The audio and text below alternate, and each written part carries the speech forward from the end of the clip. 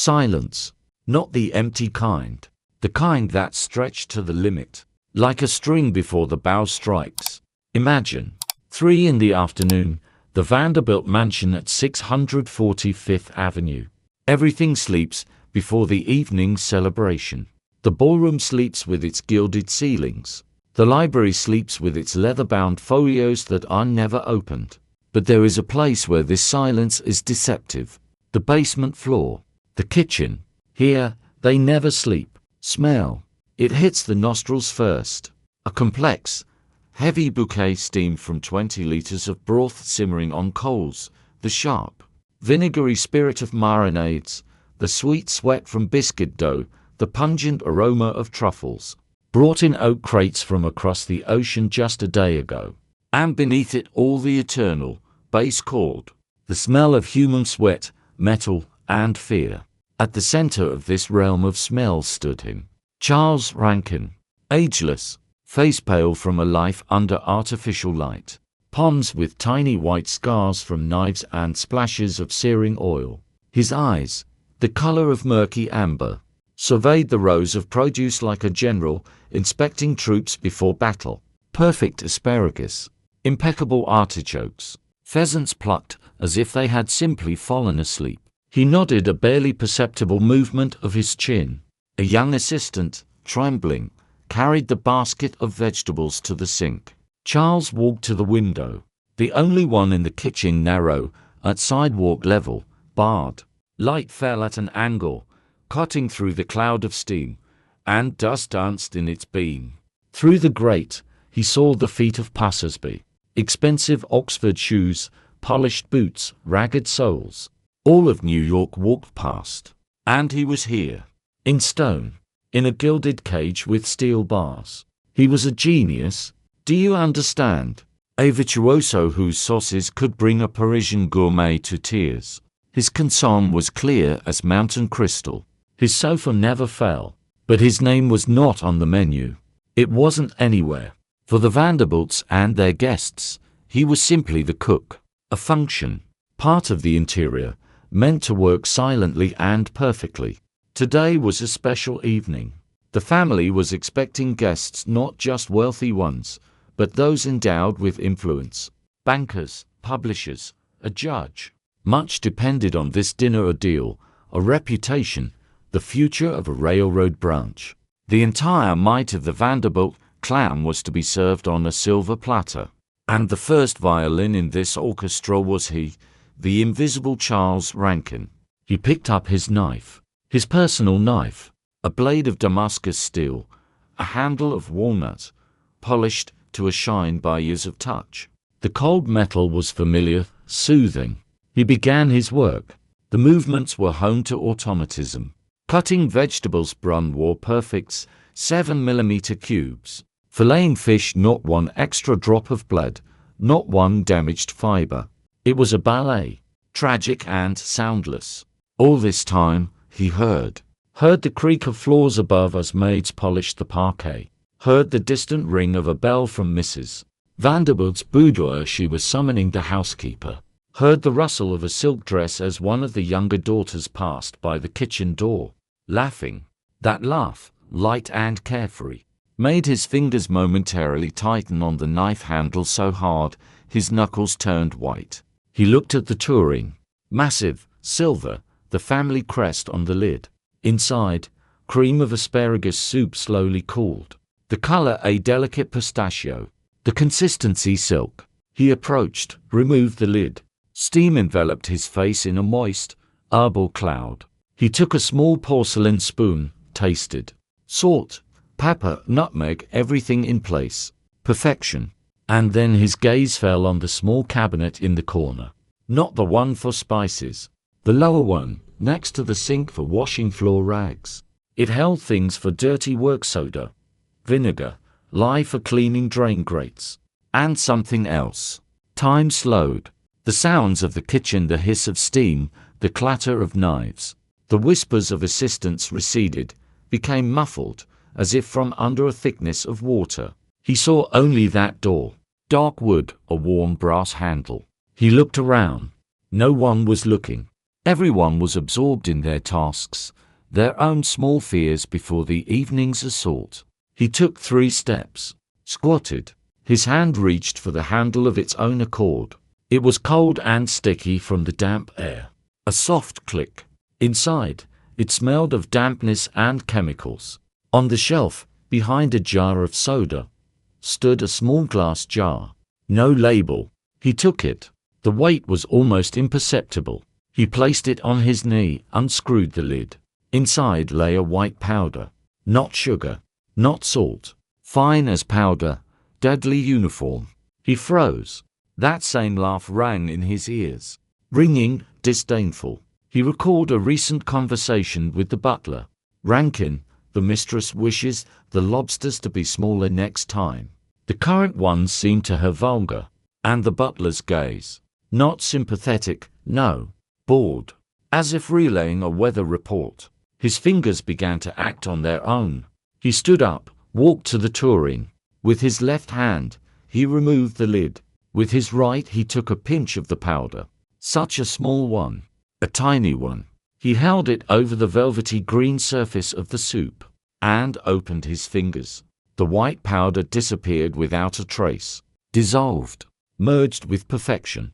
He took a spoon, stirred, once, twice, perfectly. He closed the tureen, returned to the cabinet, placed the jar back, closed the door.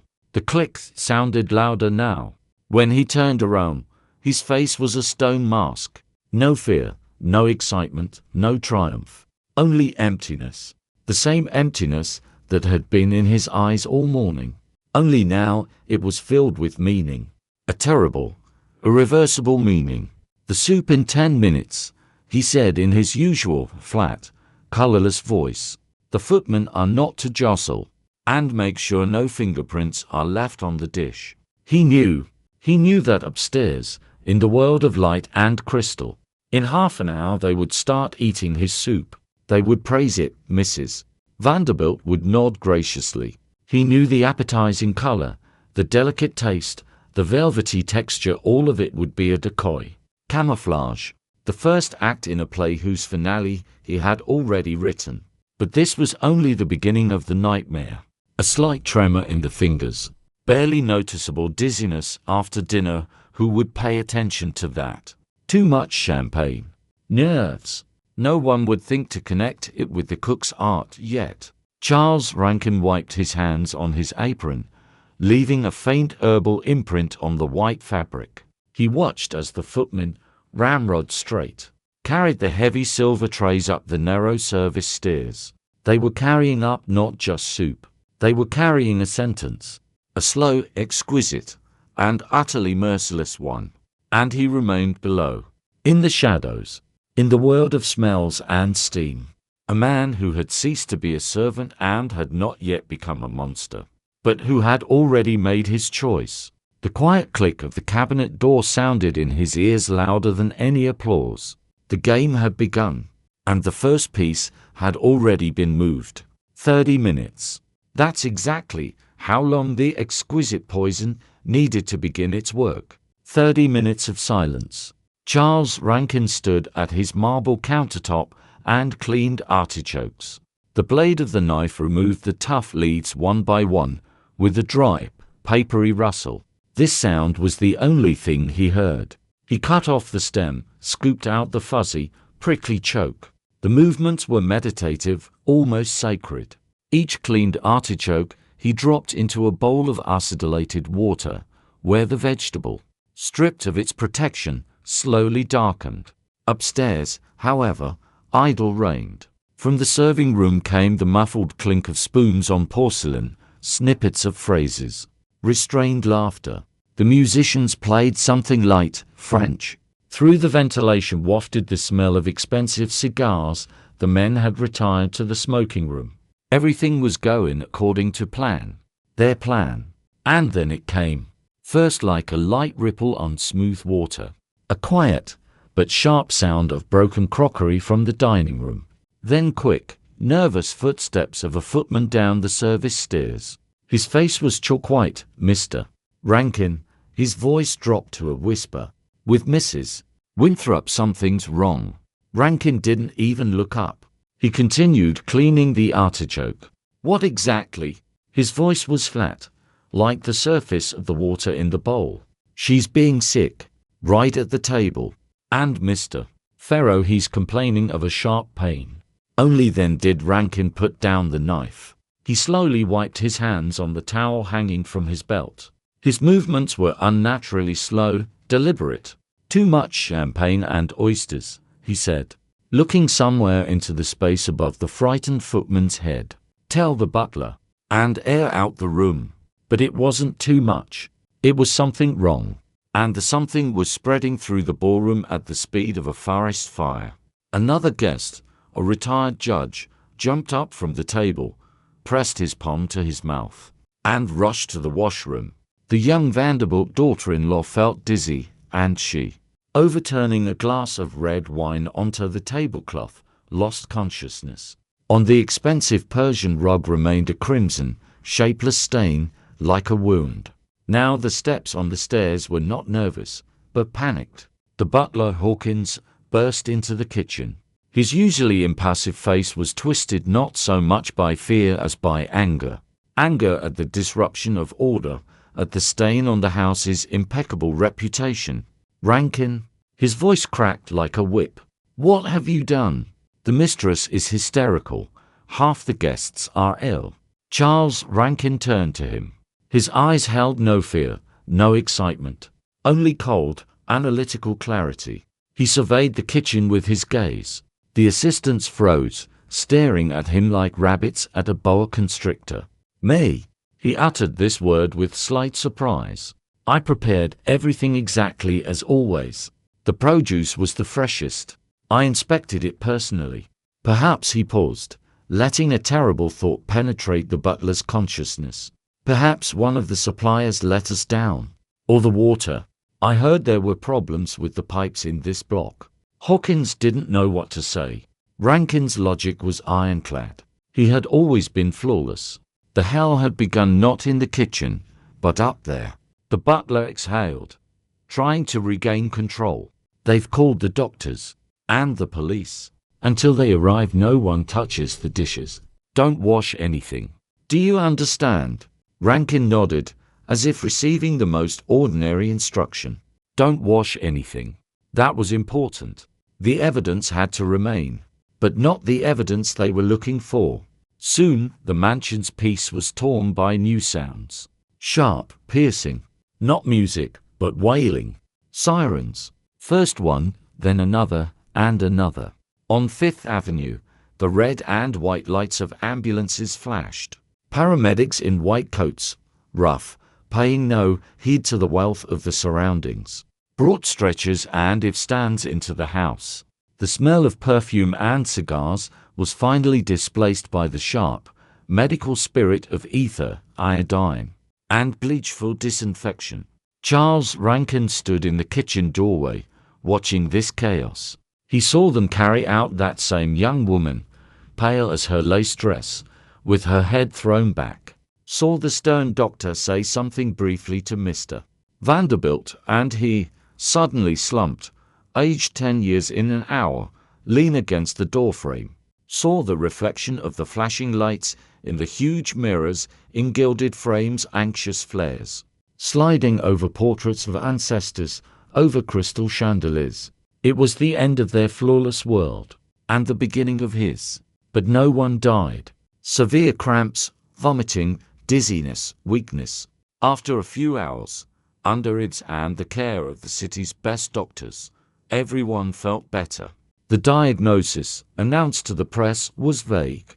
Mass food poisoning, likely due to substandard seafood.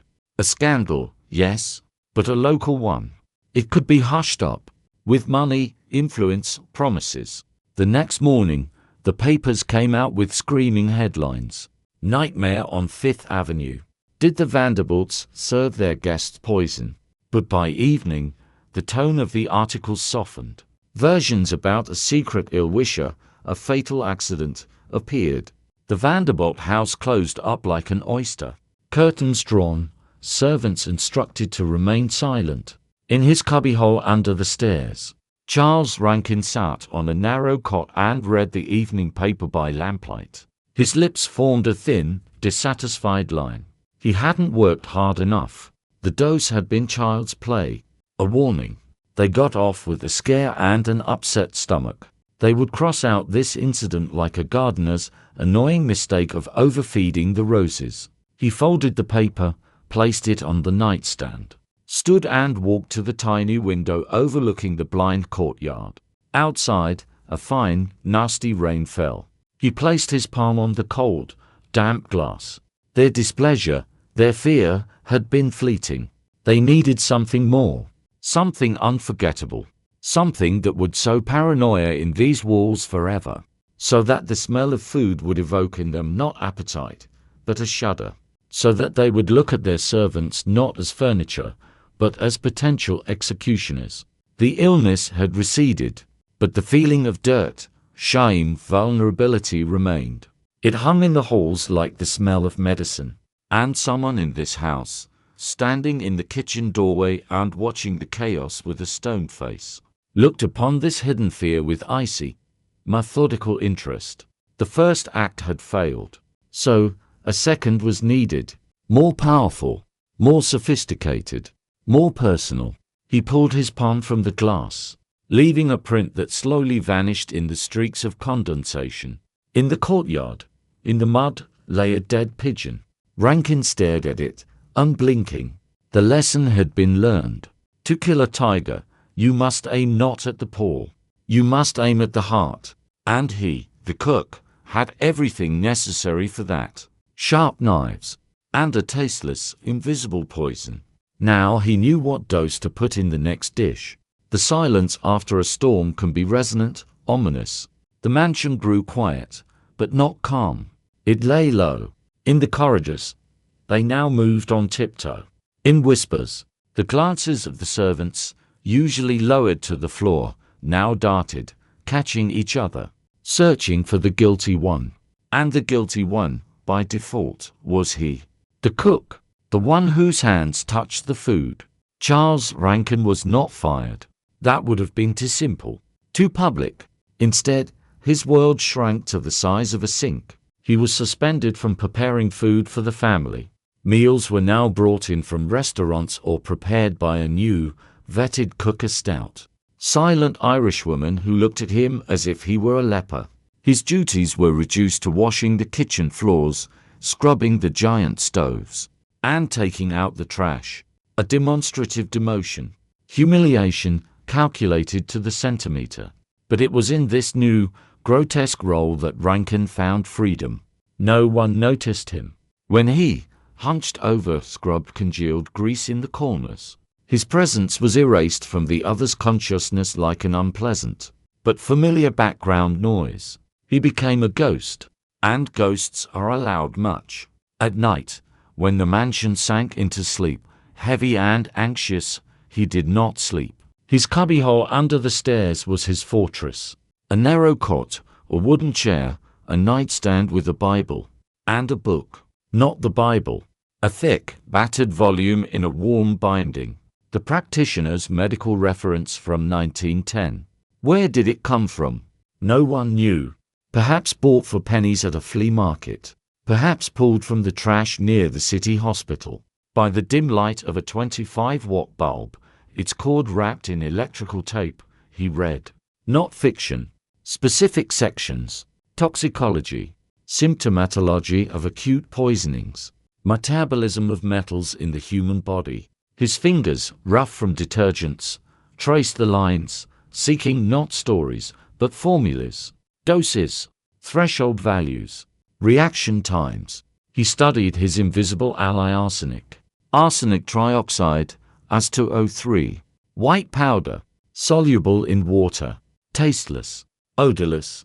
The inheritance powder, as it was called in the old days. The perfect weapon for the patient. He wrote down numbers on scraps of paper, which he later burned in an ashtray, watching the fire consume the evidence. 60 to 200 milligrams, a lethal dose for an adult. But he didn't want death. Not immediately. He wanted illness.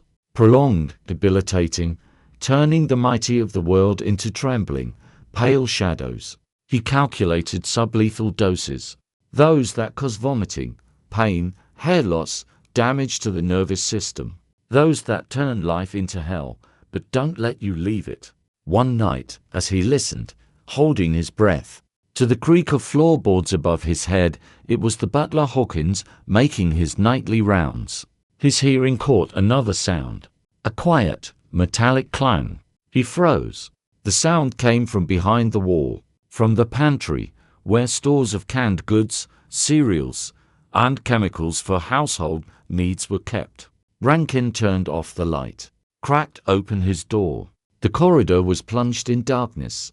Only a weak moonlight fell from a window at the far end. And he saw him. The silhouette of Hawkins, the butler, with a flashlight in hand, was opening that same cabinet by the sink, the one that held soda, lye and the small jar. His heart skipped a beat for a moment. Hawkins took the jar, turned it in the beam of the flashlight, stood like that for a minute, as if weighing something in his mind. Then, with a quiet sigh, put it back and closed the door. Rankin slowly closed his own door without a sound. He sat on the cot, his back to the cold wall. Hawkins knew, or suspected, but didn't give him away. Why? Fear of scandal. Or did his soul, too, harbor some dark resentment toward the masters, which he would never dare to express otherwise? Hawkins was part of the system, its perfect product. But even in perfect mechanisms, there is play. This discovery didn't frighten Rankin. It intrigued him. He was not alone in his silent contempt for this house. He was simply the most desperate, or the most insane.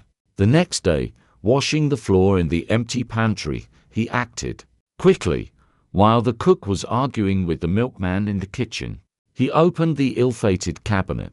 The jar was in place, but he couldn't risk it anymore. He took it out, reached his hand deep behind the pipes, into the cobwebs and dust, and hid the jar there, in a niche between the bricks, covering it with a clump of dirty rag. The spot was disgusting, and no one would ever reach there without dire need. A perfect hiding place. Now he had a laboratory, and a textbook, and a goal, but he lacked the main thing: access to the food. And then fate, or his cold calculation, handed him a chance. The new cook, Mrs. Bride, fell ill. The flu, with a high fever. And for 2 days, the family was left without their vetted cook. Breakfast was to be brought in, but lunch for lunch. They expected not guests, but only family members. Someone who knew the kitchen and could prepare a simple dish quickly was urgently needed. The butler Hawkins, his face edged with displeasure, found him at the trash bins. Rankin, the mistress permits you to prepare lunch today. Simple soup, roast, no frills. Do you understand? One hint of trouble, and you're on the street. Instantly, Charles Rankin merely nodded, wiping his wet hands on his trousers. His heart didn't beat faster. On the contrary, inside everything froze, turned to ice. This was his chance. Not for rehabilitation. For the second act, he returned to the kitchen not as a master, but as a temporary substitute. But his hands remembered everything. He worked in silence under the watchful, unfriendly gaze of a young footman assigned to watch him. Rankin was making root vegetable puree soup. Thick, hearty, enriched with cream. The perfect camouflage. When the soup came to a boil and he was skimming the foam, he pretended to drop the spoon, bent down to pick it up, blocking the pot from the observer's view with his body for a second. With his left hand, he pulled a small wax paper packet from his apron pocket, quickly unfolded it and poured the contents into the pot. The white powder disappeared into the thick mixture without a trace. He stirred the soup once, and stood up with the spoon in hand. "Ready," he said, and his voice sounded unusually loud in the kitchen's silence. He watched as the soup was ladled into bowls and carried upstairs to the small family dining room, where Mr. and Mrs. Vanderbilt, their adult daughter, and their son, a student home for the weekend, were sitting. This time, the dose was calculated differently. Not for panic, for a slow start, for accumulation. He wanted the poison to take up residence in them, to accumulate in their bones, hair, nails, for them to weaken day by day, and for doctors to shrug, talking of a strange nervous illness. Overwork, the after effects of stress. If only someone had known then, looking at this hunched, uncomplaining man washing dishes after the meal. What price those who ate his soup would pay, a price not measured in dollars, but in days of health, in bouts of pain, in growing, inexplicable paranoia. Charles Rankin wiped plate after plate, looking at his reflection in the shiny surface of the porcelain. It was distorted, blurry, like the boundary between avenger and monster, which he had just crossed with the icy precision of a scientist conducting a decisive experiment. An experiment on people. 5 weeks. 5 weeks of quiet, almost imperceptible decay. In the mansion on Fifth Avenue, nothing had changed outwardly. The rugs were beaten, the silver polished, fresh flowers stood in vases. But the air was different. It had become thick, heavy, saturated not with smells, but with fear. Mr. Vanderbilt Sr., the railroad titan whose voice was used to shattering the rocks of deals, now often refused breakfast. He complained of a constant metallic bitterness in his mouth. His hand, signing documents, sometimes trembled slightly. Doctors, summoned confidentially, spoke of overwork, of an age-related neurosis, prescribed rest and sea voyages. His wife, always impeccable, began to lose her hair, not in clumps, but gradually. Her maid found it on the brush, on the pillow, thin gray strands on the black velvet of the dressing table. Mrs. Vanderbilt became irritable, tearful. She ordered new wigs from the best Parisian masters and suspected the maids of ruining her shampoos. Their son, the young rake, returned to college, but was soon recalled. He had developed severe stomach cramps, which the local doctor attributed to the consequences of a wild life. He now lay in his room upstairs, pale, thin, staring blankly at the ceiling. The Vanderbilt family was ill. Secretly, shamefully, but ill. And the cause eluded them, like mercury. And downstairs, in the basement, the man who knew the cause continued to wash floors. His hands were cracked from lie, his back bent under an invisible weight. But inside him grew a cold, joyless satisfaction. His revenge was working, slowly but surely. And then the fateful decision was made. The family decided to prove to themselves and the world that they were strong, that the nightmare was behind them. They would host a dinner. Not just a dinner, but a demonstration of strength. They invited 20 of the city's most important people. The mayor, the editor-in-chief of the leading newspaper, bankers, business associates. It was to be an act of triumph. We are alive. We are healthy. We are still at the helm. Hearing about this, servants always know everything. Charles Rankin allowed himself a barely perceptible smile in the darkness of his cubby hole. For the first time in weeks, they were walking into the trap themselves. They were signing their own sentence with their vanity. And they, of course, would not let him, the disgraced one, cook. But they would let him help. Because the cook, Mrs. Bride, back at work, couldn't handle such a banquet alone. She would need hands. His hands. The day of the banquet. The kitchen boiled again like a hellish cauldron. Mrs. Bride, red from tension and heat, shouted at everyone. Rankin was on errand duty. He cleaned tons of vegetables, chopped herbs, salted berries for dessert. He was a shadow, silently gliding between tables. And everyone was too busy to watch the shadow. The main course was a leg of lamb with mint sauce. Exquisite, homey, demonstratively wholesome. Mrs. Bride prepared the sauce herself, jealously shooing everyone away from her stove. But the side dish, vegetable ratatouille, stewed zucchini, eggplant, and peppers in their own juice. That was Rankin's task. A large, wide pot. He stirred it with a wooden spoon, his face impassive. The steam burned his face. It was into this side dish, into this vegetable medley, where one taste was lost in another, that he added his special ingredient. Not from the jar behind the pipes. He had a new supply, a small packet in his pocket, bought for an unimaginable sum for a servant at a pharmacy on the outskirts, under the pretext of rat extermination in the tenements. The dose this time was not sublethal.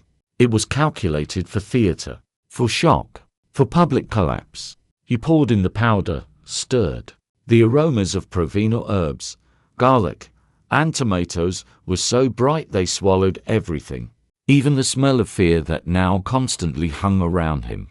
At 7 in the evening, the guests began to arrive.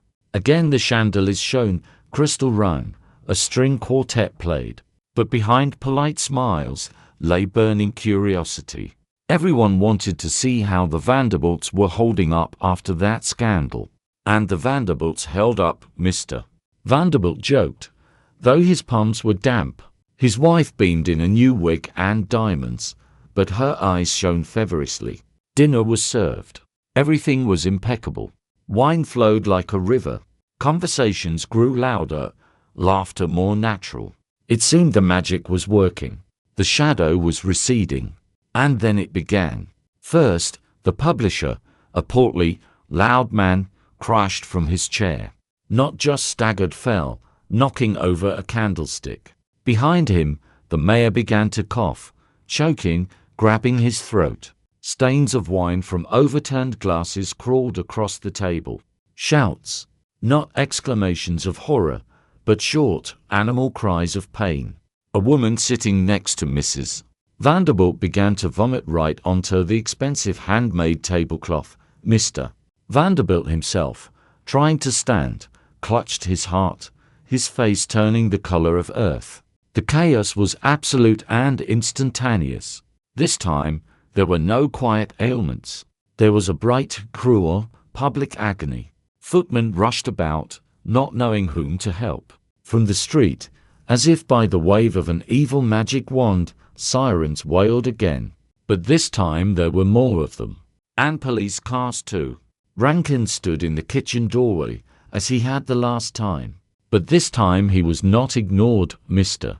Vanderbilt's gaze, full of inhuman pain and sudden, blinding understanding, met his for a second. That gaze held no question. It held certainty. The certainty of a victim recognizing his executioner. The next day, the papers exploded. This was no longer a local sensation. It was a national scandal. New poisoning at the Vanderbilts. Evil genius in a millionaire's house. Police search Fifth Avenue mansion. Photographers besieged the house. Reporters promised maids money for any information. The police, under pressure from above, entered the house not as respectful guests, but as occupiers. They turned everything upside down. And, of course, they came to the kitchen.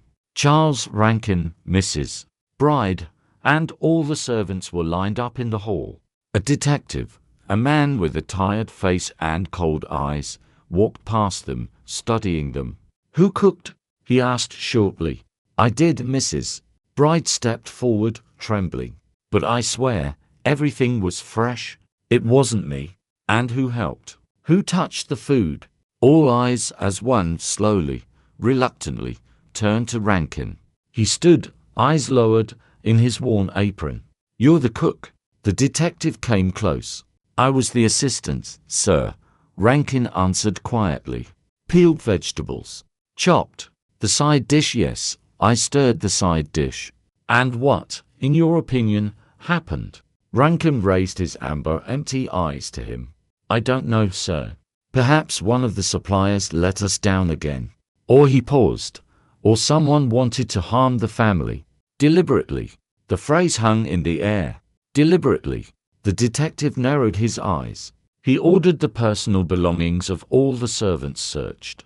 And when his subordinate shook out from the pocket of Rankin's old apron a few coins, a key, and a small, carefully folded paper packet with white powder, time in the Vanderbilt mansion stopped. Rankin did not resist. He even nodded, as if he had been expecting this. "What's this?" the detective asked, bringing the packet to his nose. "A mistake. Arsenic has no smell." "Rat poison, sir," Rankin answered calmly. "We had an infestation in the pantry. Asked the butler for permission to buy it." Hawkins, pale as death, did not confirm, but did not deny. He simply stared at the floor. "All will be clear after analysis," the detective snapped. "And you, Mr. Rankin, please come with us for questioning." The cold steel handcuffs clicked onto his wrists.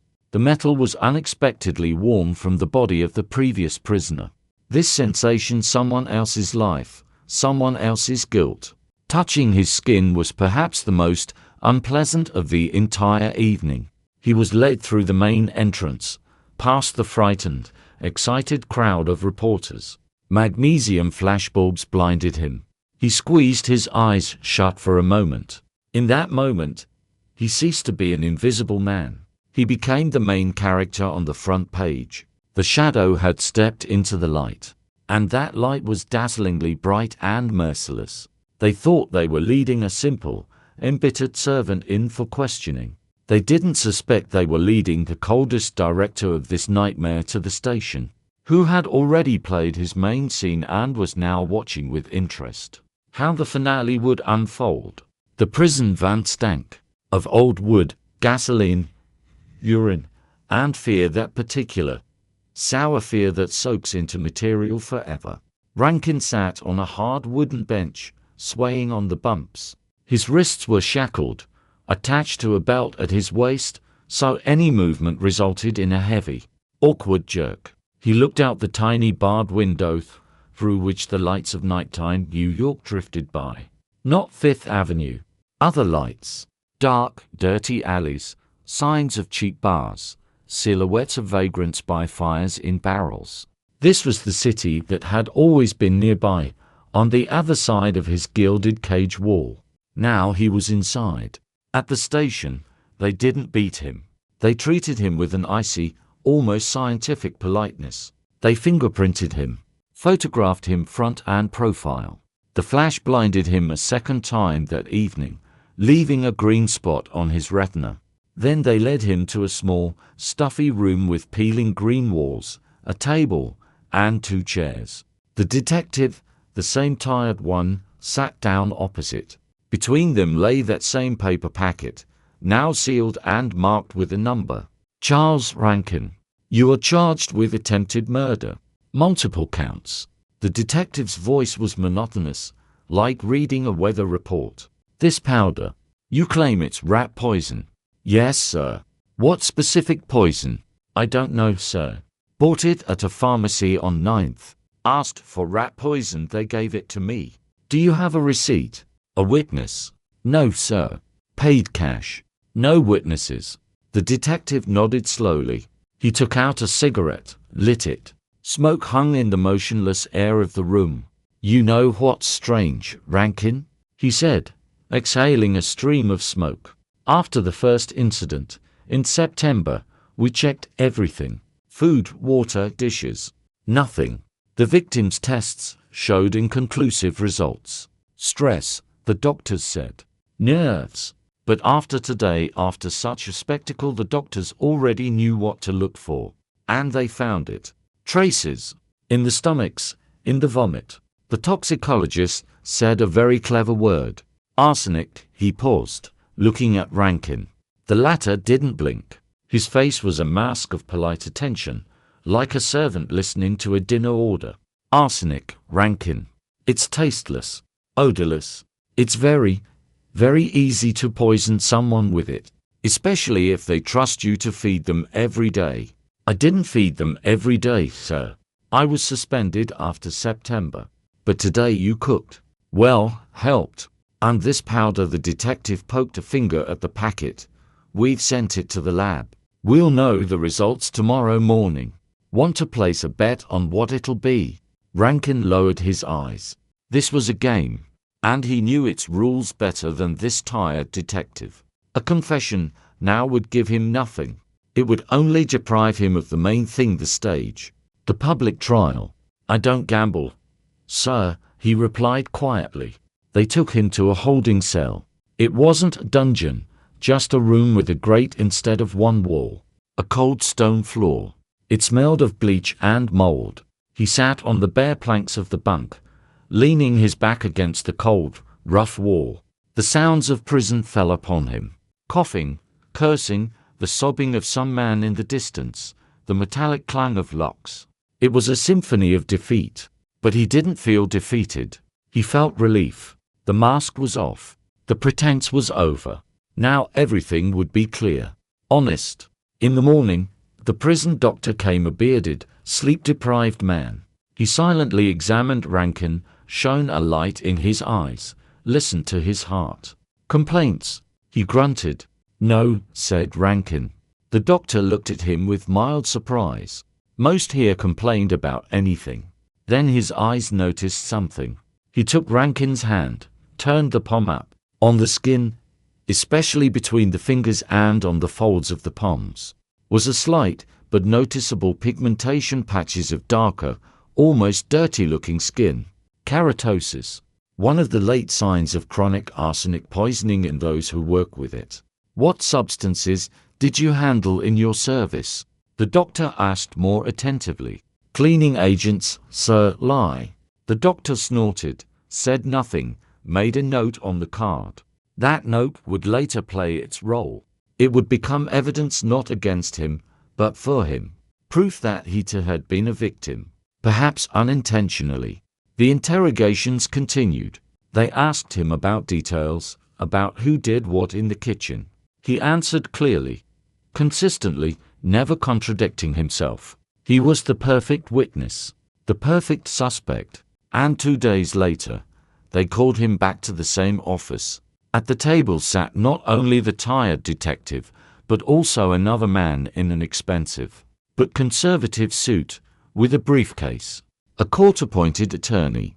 His face expressed professional concern and inner weariness from yet another hopeless case. "Lab results."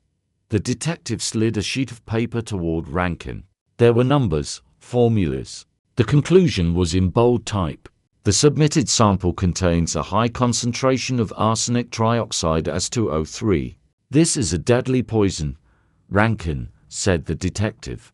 "The same one found in the victim's systems. A coincidence?" The attorney raised a hand. "My client has already given an explanation. Rodenticide. Its presence in his pocket proves nothing.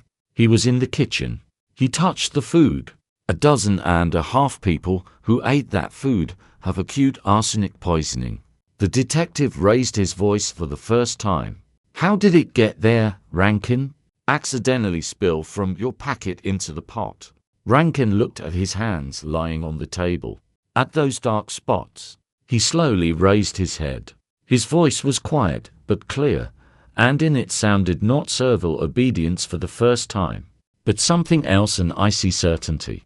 "I don't know how it got there, but I know that I am not the only one in that kitchen who had reasons to hate." The room froze.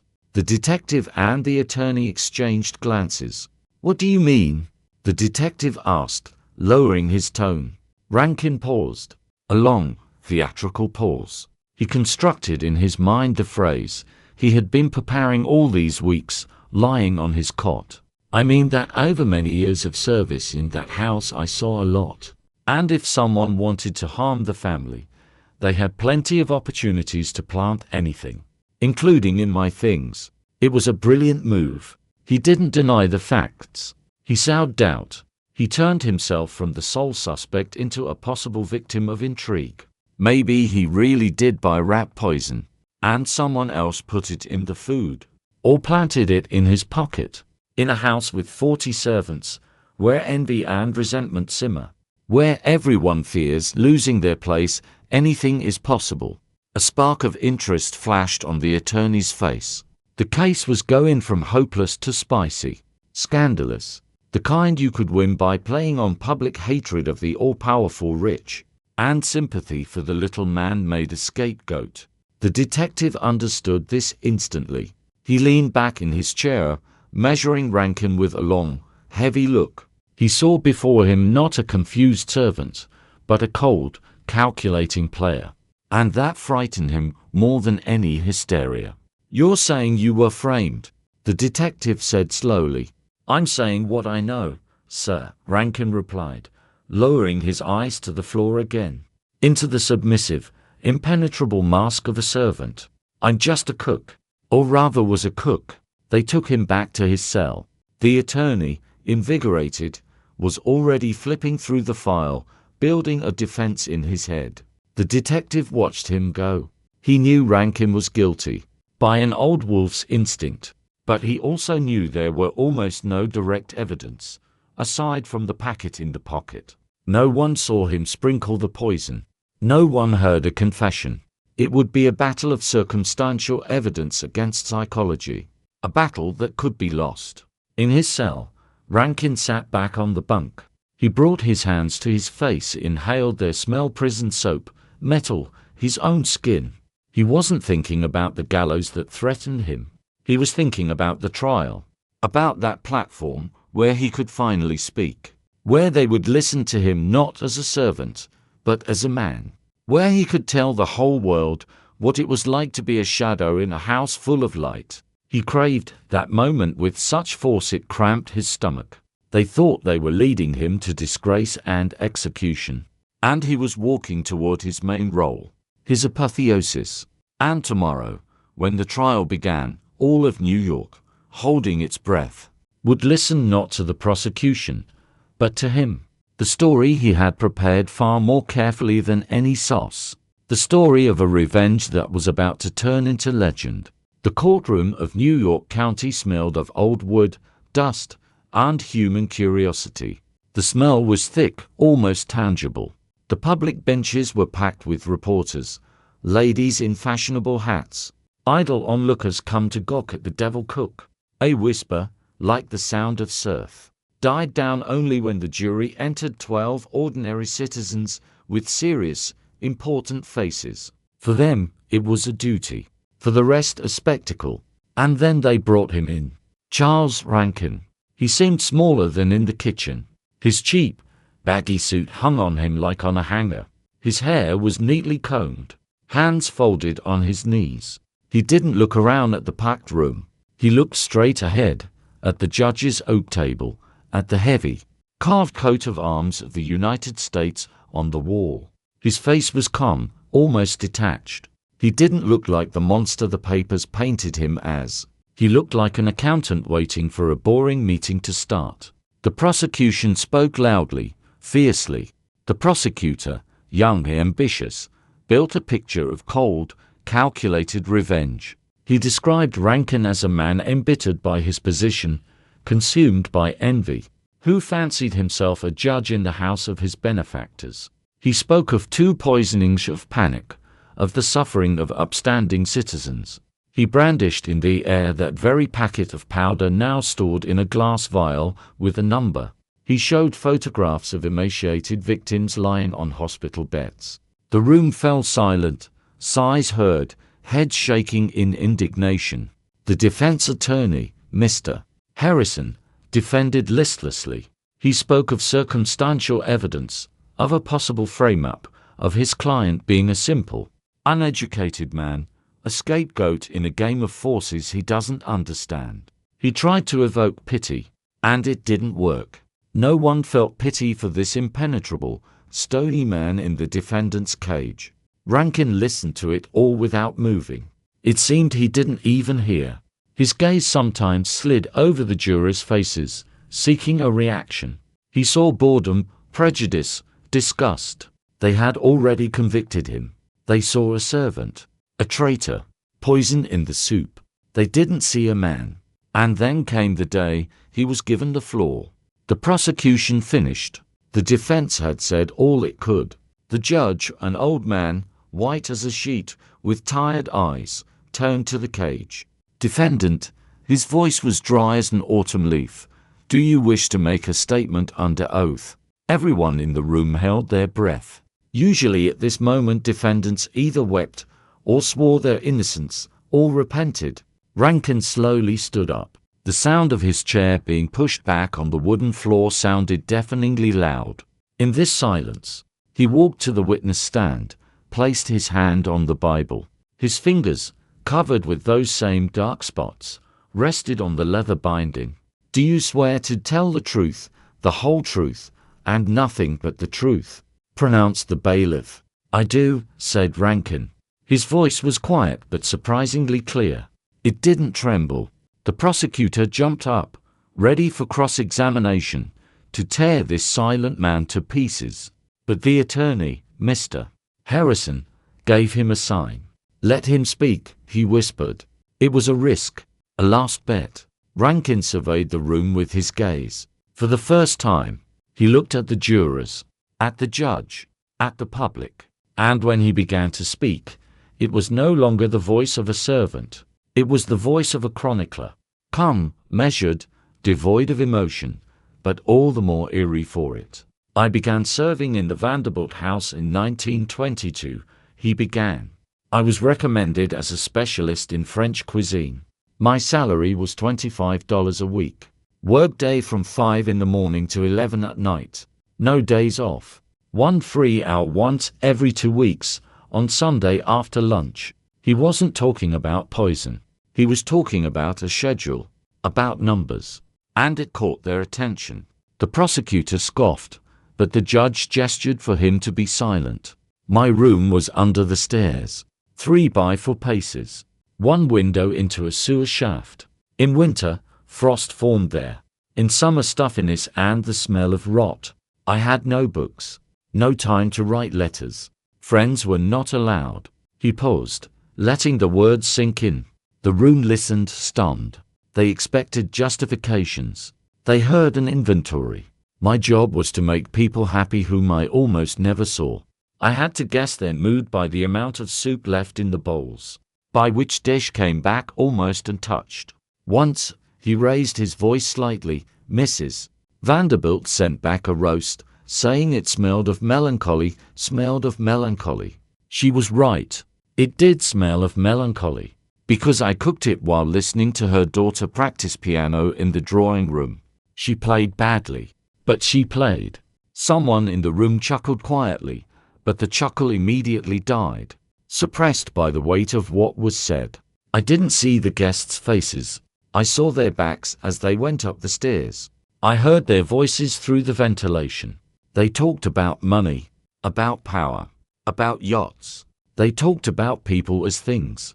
Get rid of him, buy this, sell that. I was a thing, an expensive, well-tuned thing in the kitchen, like a mixer, like a stove."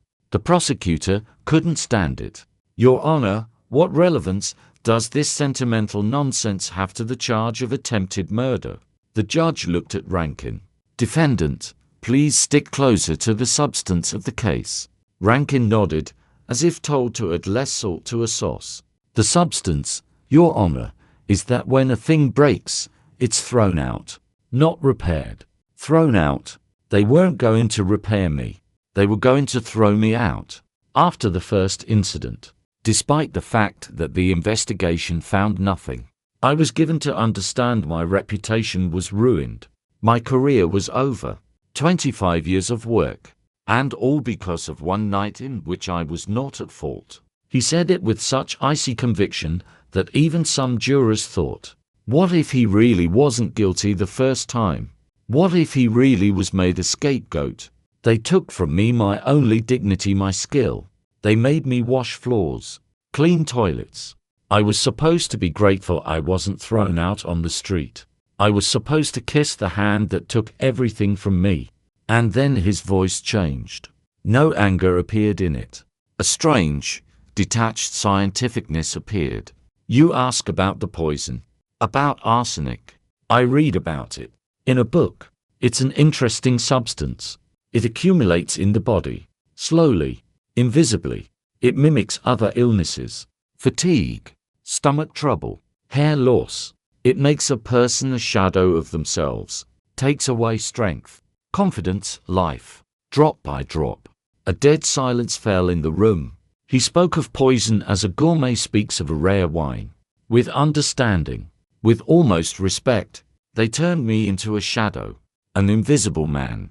So I found a way to make them shadows. so they could feel what it's like.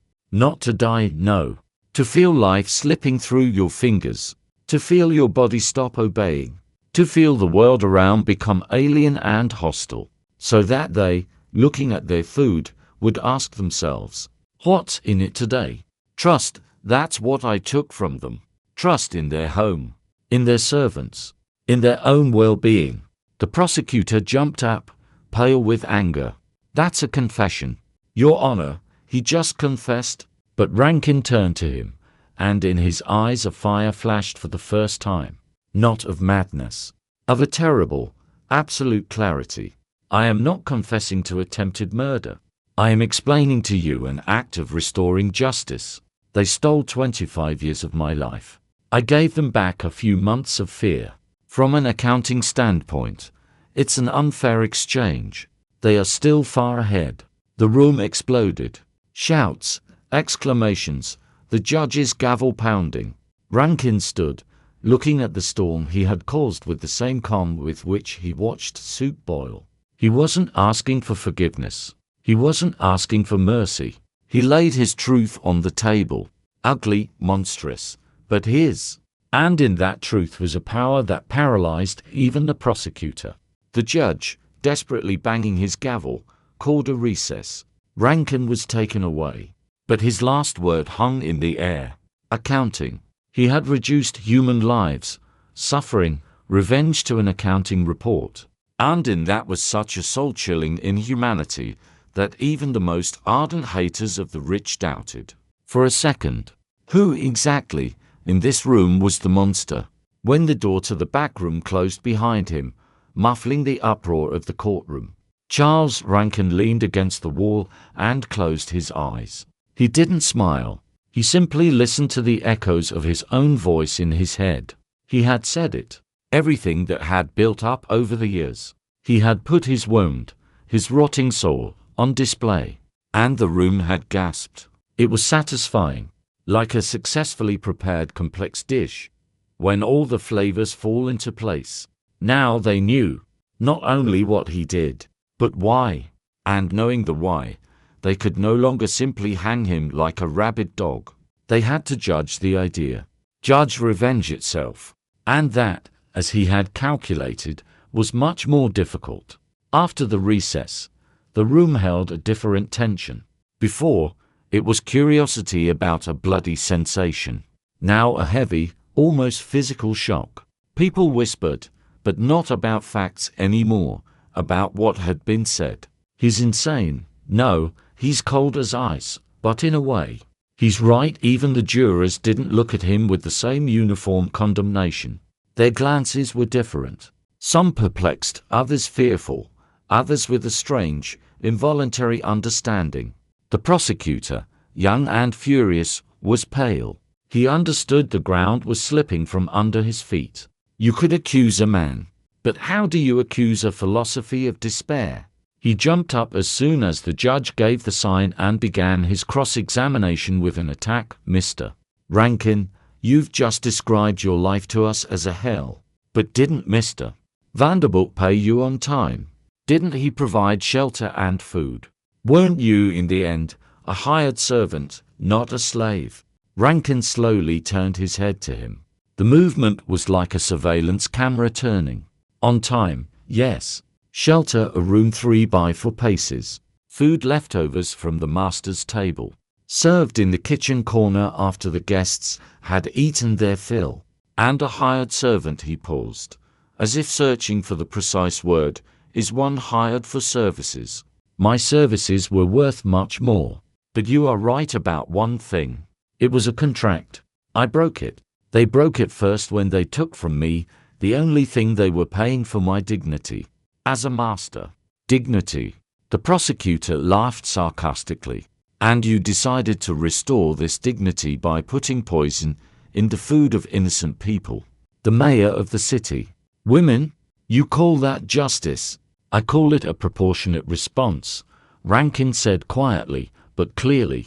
They poisoned my life. Slowly. Year after year. With every contemptuous glance. Every order given without looking me in the face. Every discussion of my fate in the third person, as if I weren't in the room. Poison is merely a metaphor become reality. They wanted an obedient, faceless function. They got it. The function performed a task, an incorrect one, but logical. Noise rose in the room again. Someone yelled, "Bastard!" The judge banged his gavel. "Do you hear that, Mr. Rankin?" The prosecutor insisted. "Do you hear the reaction of normal people to your logic? That's the logic of a maniac." Rankin smiled for the first time during the entire trial. It was a thin, crooked smile, devoid of warmth. "Normal people," he repeated thoughtfully. "Normal people sit in the room and wait for the cook to be hanged so they can go home and scold their own servant for a union shirt. Their normality is bought at the expense of someone else's abnormality, at the expense of the fact that someone downstairs, in the kitchen, must be silent, endure, and smile. I just stopped smiling. And in their world, that is mania." His words fell like drops of acid, eating away at the familiar picture. He was erasing the boundary between criminal and victim, turning it into a mirror in which society saw its own reflection, cruel, class-based, indifferent. The prosecutor, feeling he was losing control, moved to the facts. "Let's leave philosophy. Do you admit you acquired arsenic?" "I do." "Do you admit it was in your pocket on the day of your arrest?" "I do." "Do you admit that the same arsenic was found in the victim's systems?" "I admit the probability." "And you want the jury to believe that you, having poison, hating your masters, being in the kitchen are not involved in the poisoning, that this is another frame-up?" Rankin looked at the prosecutor for a long time. He seemed to be weighing something on invisible scales. "I didn't say I wasn't involved," he finally said. "I explained why it happened. I am a tool they sharpened themselves. They created the conditions in which such an act became inevitable, like a chemical reaction. Mix contempt, powerlessness, and despair in a flask. Heat over the fire of humiliation, and you get poison as the output. I am merely the flask, and the reaction in it." This was no longer a defense. This was a sentence on the system. He wasn't justifying himself, he was explaining the mechanism. And in that was a monstrous strength. He was presenting himself as a product, a fruit that the Vanderbilts themselves had cultivated, a poisonous fruit. The attorney, Mr. Harrison, sat with his head in his hands. He understood his client was burying himself, but he also saw how some of the jurors, especially those who knew need themselves, listened, holding their breath, and nodded not in agreement with the crime, but in understanding of the anger. The judge intervened, his voice sounding weary. "Mr. Rankin, you are giving testimony that may be interpreted as an admission of guilt. Do you understand that?" Rankin turned to him. His gaze held neither defiance nor submission, only a weary clarity. "I understand, Your Honor, but guilt is like broth. You can't separate it into water, meat, and vegetables. It is one. I am guilty of putting in the powder. They are guilty of creating a cook capable of it. A jury can judge only my portion of the guilt. History will judge differently." He was finished. He had nothing more to say. He had exhausted himself. He had laid on the table, not an alibi, but his soul, black, charred, but his. And now he watched as the jurors, the prosecutor, the judge, all these normal people tried to digest this spiritual poison. The prosecutor was again seized by rage. He began to read a list of the victim's symptoms, described their torment in vivid, almost hysterical colors, trying to drown Rankin's cold logic in a wave of emotion. He shouted about trust, about the sanctity of the hearth, about the cook being the second father of the family. Rankin listened to this, looking out the courtroom window. Through the dirty glass, a narrow strip of New York sky was visible, gray low. He thought that he would never again smell fresh baguette just taken from the oven, never hear the sizzle of oil into which garlic is thrown. His hands, these instruments of his art and his revenge, would never again hold a knife. They would be folded on his chest in a coffin, or hanged from a rope. The irony didn't make him smile, only a bitter understanding of completion. His performance was coming to an end. Curtain soon. And he was pleased with his performance. He had made them listen. He had made them look at the shadow. And the shadow, it turned out, was more terrible than they could have imagined. It wasn't empty. It was full of the quiet, unspoken hatred of all those who remained silent. He had become the voice of that silence. And now that silence had sounded to the whole world with a deafening, monstrous echo. When the prosecutor was finally stopped, and the word passed back to the defense, Attorney Harrison stood up. He looked 10 years older. He gave a short, disjointed speech about mitigating circumstances, about a state of passion, about his client being a victim of circumstances. But the words rang hollow. After Rankin's confession, all these legal tricks seemed pathetic, irrelevant. They were no longer judging a crime. They were judging a sin. The sin of society against a man. Rankin wasn't listening. He was looking at his hands again, resting on his knees. At the dark spots. Traces of his secret work. Traces of his crime. Traces of his punishment. The circle was closed. The gavel blow sounded like a gunshot. Guilty on all counts. These words evoked in Charles Rankin nothing but a light, almost physiological sigh as after completing a long, exhausting task. He didn't flinch, didn't lower his head. He merely slowly shifted his gaze from the judge to his jurors. Their faces were a set of masks. Relief, triumph, regret, emptiness. They had done what they had to do. They had condemned the action. They couldn't condemn the cause. The cause was now part of the air, part of history. It had slipped from their verdict. A week later, a second gavel blow. Life imprisonment with hard labor. The death penalty hung in the air, but it was avoided. Not out of pity, out of doubt. Because of that crack in the monolith of guilt he had managed to run with his icy speech, life. It sounded almost poetic. His entire previous life had been a life sentence. Only the cell had been the kitchen, and the guards the Vanderbilts. They transported him to Sing Sing, the citadel of despair on the Hudson. The sound of the massive iron gates slamming shut behind him was the final chord of his old life. Everything that had been before sound, smell, light vanished, replaced by a world of metal, stone, and orders shouted. Here he was not Charles Rankin, former chef to the Vanderbilts. He was prisoner 78,456. Numbers became his name, his new, final recipe. They shoved him into a cell, 3 steps long to wide. A bare mattress on an iron bunk. A bucket. A grate. The smell now forever of disinfectant, sweat, and despair. Much denser and simpler than what he had breathed on Fifth Avenue. His fame followed him. For the guards, he was that poisoner, a dangerous trickster you couldn't let your guard down with. For other cons, he was a curiosity. Some steered clear, seeing him as a nutcase capable of putting anything in the common stew. Others, conversely, felt a grim respect for him.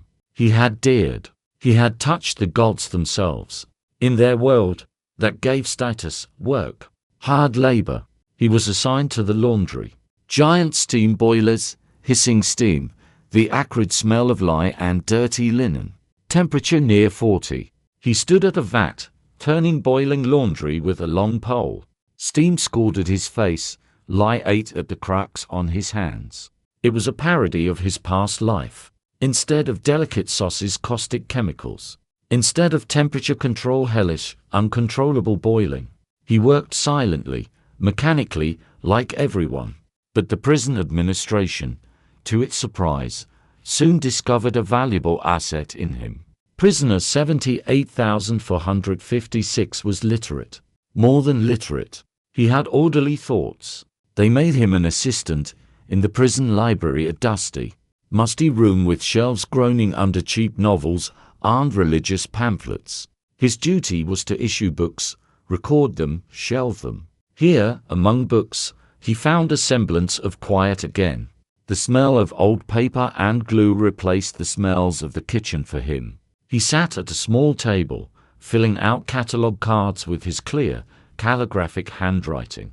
Sometimes he read, not medical references, history, philosophy. He looked there for echoes of his own story, found them.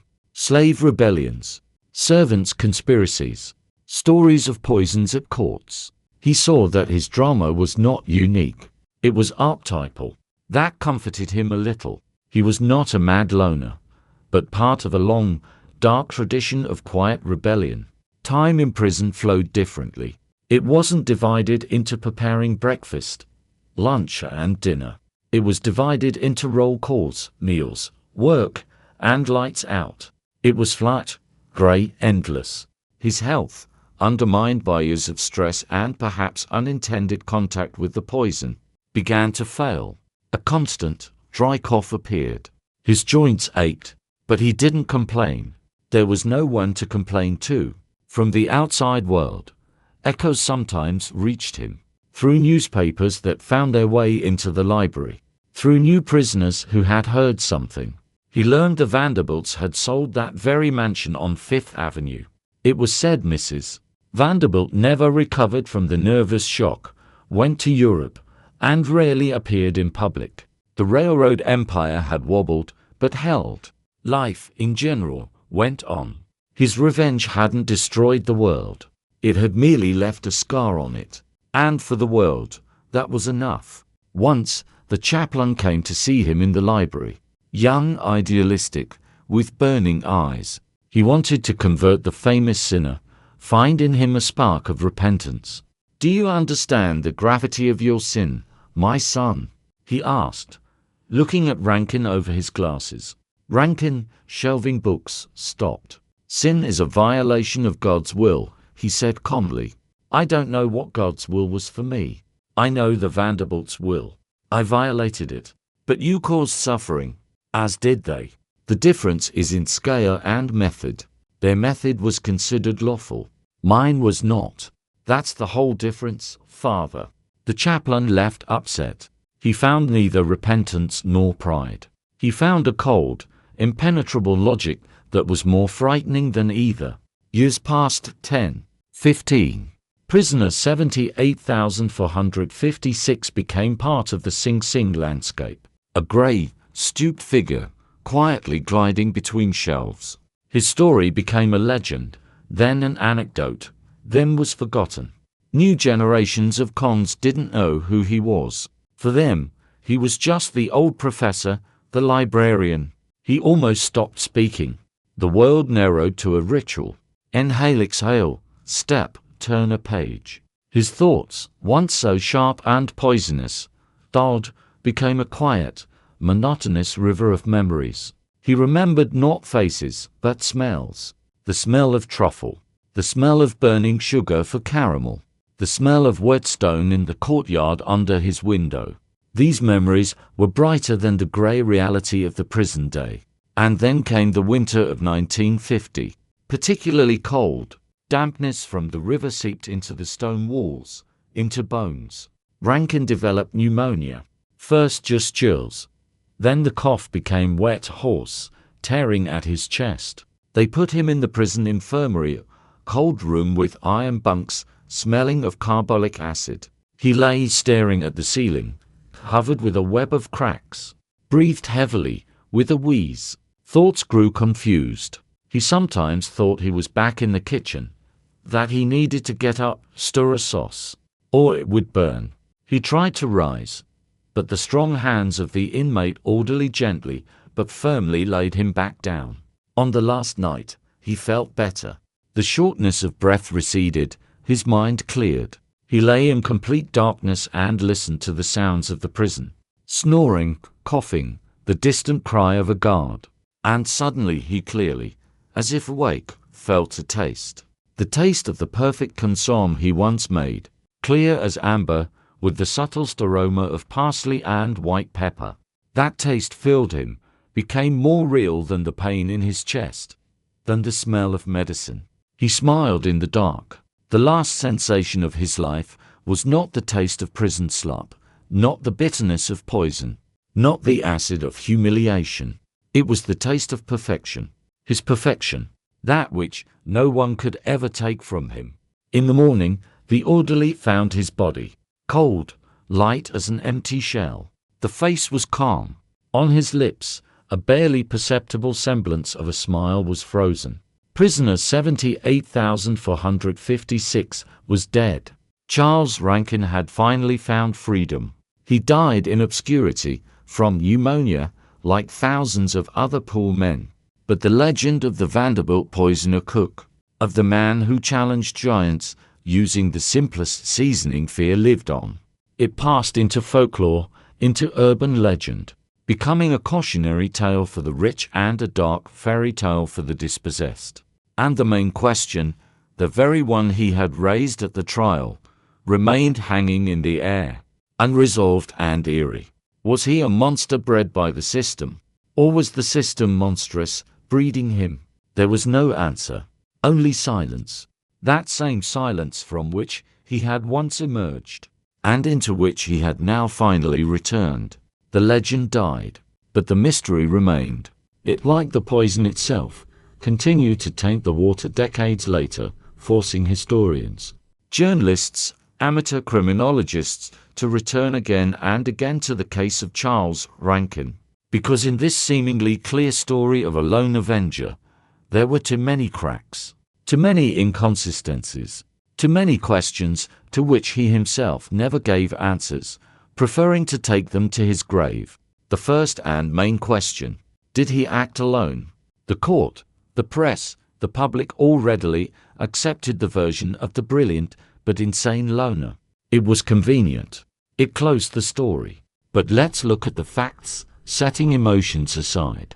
Charles Rankin was a virtuoso in the confined space of the kitchen, but the world outside the mansion walls was terra incognita for him.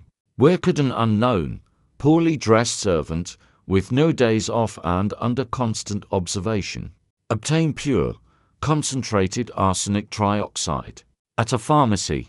Yes, it could be bought as rat poison, but that required money which he had little of and raised questions. A seller might remember a strange buyer, but no such evidence was found by the investigation. No one came to court and said, "Yes, I sold this man poison." So, there was another channel, perhaps an internal one. In the vast household of the Vanderbilt mansion, tons of all sorts of things were stored. Paints, garden chemicals, carriage cleaning agents, fur treatment substances, pest control for the greenhouse. Arsenic was used everywhere. Dozens of servants had access to these supplies. Someone could have discreetly taken a little and passed it on. Why? Here we come to the second crack. The accomplice's motive. Rankin's hatred was deeply personal, philosophical, almost metaphysical. But other servants' grievances could be simpler and more concrete. A maid fired without a reference. A coachman beaten for being 5 minutes late. A housekeeper from whom family silver spoons were stolen, and she was blamed. The butler Hawkins, always Hawkins. The man who saw the jar and remained silent. What motivated him? Fear of scandal, or something else? Hawkins was an old servant, grown into the house with blood and sweat. But what if under that butler's shell boiled the same, if less sophisticated, rage? What if he saw Rankin as a tool, a hammer he himself did not dare to lift? Consider the version the court rejected, but which still stirs minds. What if the first poisoning in September was the work of a completely different person?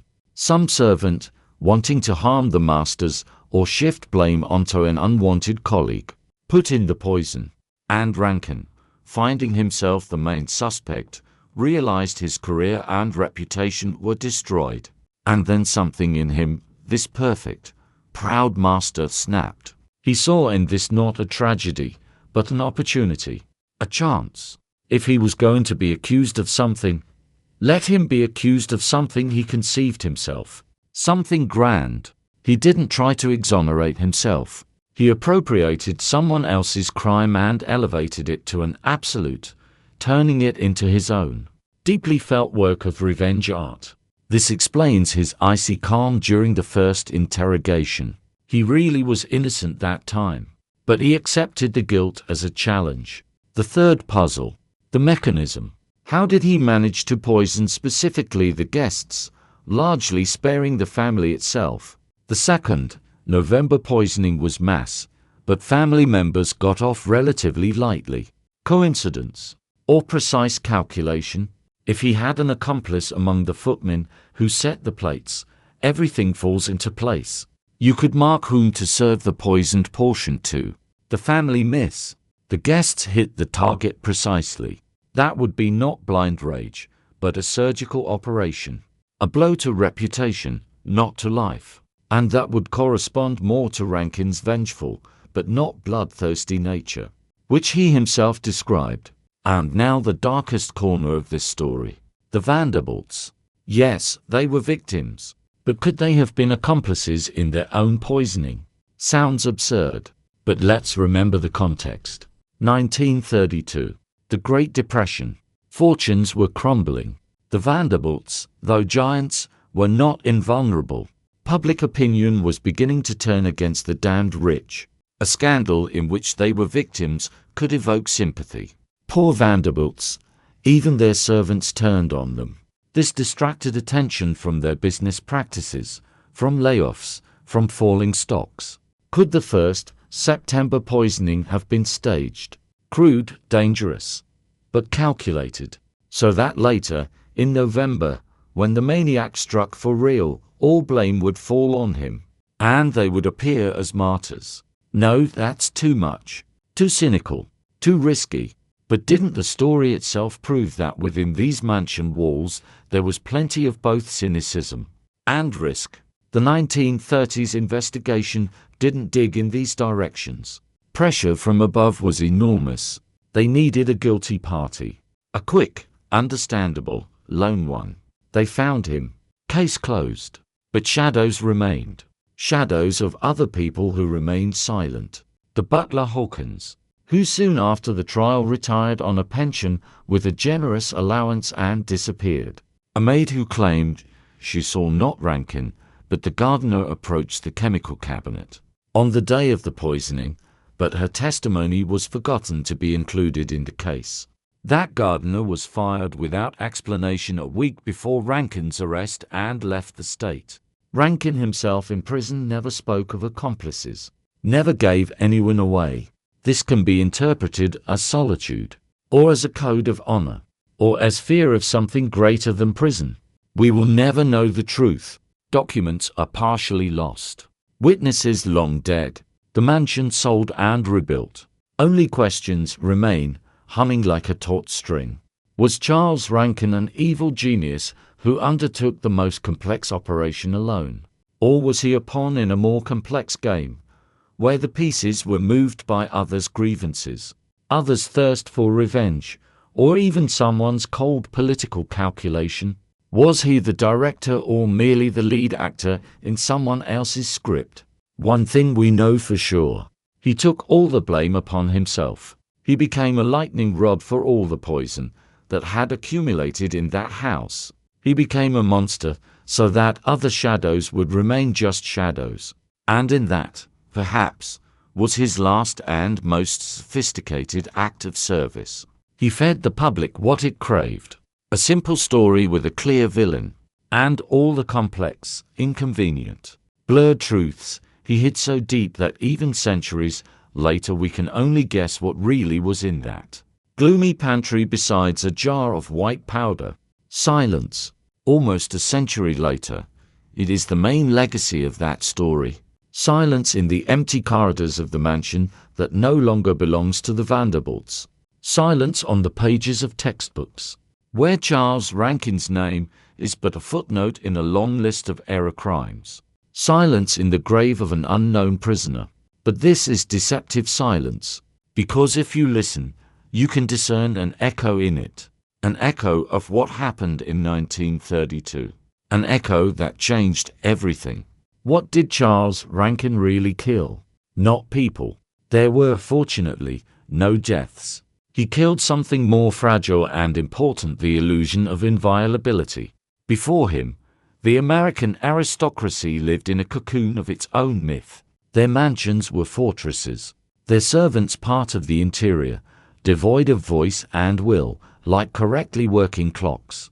Rankin took those clocks and threw them into the fireplace. He proved that the most terrible enemy could come not from Wall Street, not from a competing company, but from beyond the pantry door. That security bought with money is a phantom. That trust is a luxury you cannot purchase with a servant's wages. After the Rankin case, quiet but revolutionary changes began in the homes of the American elite. Locks on pantries. The introduction of a taster system, if unofficial, when a trusted servant would taste the dish before serving. Meticulous personnel checks, psychological tests, that came much later. Paranoia became part of everyday life. The smell of food now associated not only with pleasure, but also with risk. Trusting, almost familial relations between masters and old servants became an anachronism. They were replaced by cold, professional contracts. Rankin poisoned not only the soup, he poisoned the very idea of the big family, where the master is a patriarch and the servant a loyal vassal. He showed that a vassal can have a dagger and hide it in the sauce spoon.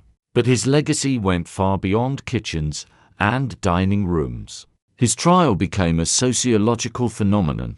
In the depths of the Great Depression, when the chasm between rich and poor was yawning as never before, his story fell on fertile ground. For millions, he was not a monster, but an avenger in an apron, a symbol of how the little man, pushed to the limit, could bring giants to their knees. His icy, impassive courtroom speech was quoted in working-class neighborhoods. His portrait that won, with the empty gaze secretly cut out of newspapers. He became a folkloric character like a Robin Hood, but more frightening and realistic. He didn't rob the rich to give to the poor. He simply made the rich feel fear. And for many, that was enough. He also changed forensic science. The Vanderbilt cook case became a textbook example of arsenic poisoning. Analysis methods became more precise, faster. The story of his dark spots on his hands, a classic sign of chronic arsenic poisoning, entered toxicology textbooks. He unwillingly became a co-author of progress in fighting the very weapon he used. And what became of the main characters? The Vanderbilts never publicly commented on this story. They sold the cursed, as they believed, mansion and tried to erase it from the family chronicle. But a shadow remained. In their subsequent generations, a strange, almost morbid modesty in everyday life appeared. A reluctance to flaunt wealth, as if they had learned the lesson. The higher the lighthouse, the more moths are drawn to it. And some moths carry fire. Rankin himself faded into obscurity, but his image transformed in culture. He became a prototype for dozens of characters, from cold, calculating butlers in Gothic novels to lone genius killers in detective stories. In his story, people saw both the tragedy of an unrecognized artist, a fable about pride, and social protest. He became a mirror in which each generation saw its own fears. The fear of elites before popular anger, the fear of the middle class of falling into the abyss, the fear of a man of losing his identity in the machinery of a great house. But Rankin's deepest legacy is philosophical. His story poses the eternal, cursed question about the limits of patience. Where is the line beyond which the oppressed gains the moral right to retaliatory violence? When does the tyranny of the everyday, the tyranny of contempt, become equivalent to physical tyranny? He didn't justify himself. He simply showed the equation. On one side, years of systematic destruction of human dignity. On the other, a few months of physical suffering of the offenders. And he asked everyone, which side of the scale outweighs? He didn't give an answer. He left this question hanging in the air. And it hangs to this day. In every case of workplace mobbing, in every story of domestic abuse, in every social explosion when the quiet ones suddenly cease to be quiet. Charles Rankin lost everything: freedom, life, name. But in a perverse sense, he won his war. He forever inscribed his humble name into the history of the Titan family, becoming their eternal nightmare, their personal ghost. He turned an act of service into an act of destruction, and proved that the most dangerous poison is not the one that dissolves in soup, but the one that fires drips drop by drop into the soul. The poison of powerlessness, the poison of invisibility, the poison of silent despair. When this poison reaches critical mass, it finds a way out, sometimes in a scream, sometimes in tears, and sometimes in a white, tasteless powder, neatly poured into a silver tureen by one who knows the recipe for perfection better than anyone, and whose silence, in the end, turns out to be louder than any explosion. He was not just a cook, he was the last link in a long chain, the link that couldn't hold, and with its fall, it brought down the entire structure of illusions. After him, the world for the powerful was never the same again. They continued to eat, but now they always, if only for a fraction of a second, wondered whose hands had prepared their food. And in that pause, in that fleeting fear, lives his main terrible and undeniable victory. The victory of shadow over light. A victory that smells not of triumph, but of bitter almonds and cold ashes.